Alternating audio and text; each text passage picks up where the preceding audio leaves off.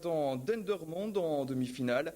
Pendant que l'Azub venait lui à bout du Rocotigny, vous aviez pu le vivre sur notre antenne. Alors, sur le papier, avantage aux banlieusards bruxellois, ils ont remporté les 6 derniers championnats et ont déjà battu l'Azub il y a quelques temps en finale de la Coupe. Est-ce que la logique a été respectée? Résumé avec Sylvain Guillaume et Samuel Francis. On joue la 6e minute de jeu dans cette rencontre. Boisfort, ici en blanc, est la première des deux équipes à se montrer dangereuse. Le 15 bruxellois se rapproche de la ligne d'en but mais est arrêté par la défense de l'Azub. Cette action concrète permet néanmoins à Boisfort d'obtenir un premier botté de pénalité.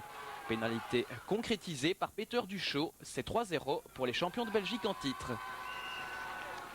Boisfort continue sur sa lancée, ici long dégagement en avant. Du côté de Waterloo, on a beaucoup de mal à rentrer dans le match. Ce sont les Blancs qui récupèrent le ballon. Nemsadze pour Plasman qui passe à Duchot. Duchot lance intelligemment De Mulder le long de la ligne. Le numéro 11 Boisfortois est plus rapide que les défenseurs de l'Azub. Il va inscrire le premier essai de la rencontre et permet à son équipe de mener 8-0. La transformation, elle, sera loupée. Les Bruxellois encore quelques instants plus tard, il n'y en a que pour eux depuis le début de la rencontre. Cette percée de Nemsadze est avortée mais elle permet néanmoins à Boisfort d'obtenir la deuxième pénalité du match. Pénalité transformée et 11-0 pour les Blancs. On ne joue que depuis 16 minutes de jeu. En milieu de première période, Waterloo se réveille enfin. Verskelden et Maas sont tout proches d'aplatir le Val sur cette touche. Les minutes qui suivent sont waterlootoises mais le dernier rempart bruxellois tient bon à chaque fois. Ce n'est pas encore maintenant que l'Azub inscrira son premier essai.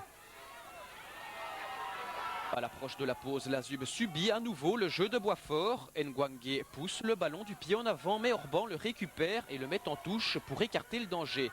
Orban qui n'est pas content du laxisme de sa défense. L'action qui suit lui donnera raison puisque Boisfort réussit à inscrire son deuxième essai de la rencontre sur cette action un peu confuse. C'est 16-0 pour les Blancs qui augmentent leur avance de 2 points sur la transformation qui suit. Pénalité ensuite pour l'Azub mais manque de réussite pour Orban, c'est sur le poteau. Dans les arrêts de jeu de cette première période, l'arbitre de la rencontre accorde un essai de pénalité en faveur de Waterloo. Romain Orban prend le coup de pied qui suit à sa charge. Waterloo a enfin réussi à débloquer le marquoir. C'est 18-7 à la mi-temps. L'Azub est vraiment un cran en dessous de Boisfort dans cette partie. Le temps de remotiver les troupes et c'est reparti pour la seconde période. Le début n'est qu'histoire de pénalité. Ici pour Boisfort, c'est réussi. Ensuite, c'est Waterloo qui augmente son compteur de 3 points. Le score 21-10. L'Azub à l'attaque quelques instants plus tard, mais la défense bruxelloise est vraiment infranchissable. Waterloo réussit néanmoins à réduire le score sur ce botté de pénalité. C'est 21-13. Ensuite, le jeu s'accélère. On a d'ailleurs eu droit à de beaux moments de rugby hier. Démonstration. Ouais,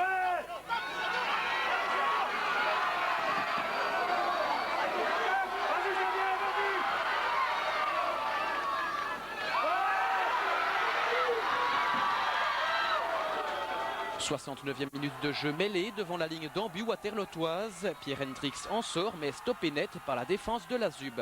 Remêlé quelques mètres plus loin, Roagna s'empare de l'ovale et le donne à Bruyère qui inscrit le 3e essai boisfortois. La transformation qui suit est convertie, c'est 28-13 pour les détenteurs de la coupe et probablement futurs champions de Belgique. Les actions waterlootoises qui suivent ne donnent d'ailleurs plus rien de concret. Elles sont toujours avortées par la défense bruxelloise à l'image de Kowe, arrêté net ici par la Rose. L'Azub aura beau revenir à 28-20 en toute fin de partie grâce à un essai de pénalité suivi d'une transformation. Boisfort est le nouveau champion de Belgique pour la 14e fois de son histoire, la 7e année consécutive et la 3e fois consécutive face à l'Azub. On était moins fort sur tout le secteur du jeu, ils étaient plus rapides au regroupement, ils avaient beaucoup plus de cohésion. On prend très vite des points. Après ça, pour revenir sur Boisfort, quand on les met en confiance, c'est vraiment pas facile. On s'est battu jusqu'au bout, mais on peut dire qu'aujourd'hui Boisfort était plus fort. On vient de rencontrer l'Azub en finale de coupe il y a quelques semaines où là il nous avait proposé beaucoup plus de difficultés et on avait réussi à gagner à l'arraché. Et donc on avait prévu de jouer cette fois-ci en fonction du match qu'on avait fait contre l'Azub à cette finale de coupe. Et je dirais qu'on avait organisé ce match, on avait bien préparé ce match et je dirais qu'on ne leur a pas laissé beaucoup de chance et finalement le coaching a fonctionné comme prévu. La coupe pour Boisfort, le championnat à nouveau pour Boisfort. La saison de la ZUB n'est quand même pas ratée puisqu'il y a quand même eu 2 finales à la clé. Hein.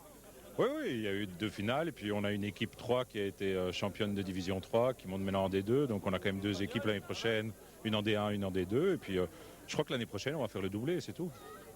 Parce que cette fois-ci, c'est encore raté pour la ZUB. En football, on disputait la dernière rencontre de D2, ainsi que quelques matchs également de tour final dans les séries provinciales. On débute avec la D2, victoire d'Ostende 1-5 à Daines, de Courtrai en déplacement à Haut-Deverlet-Leuven 1-2.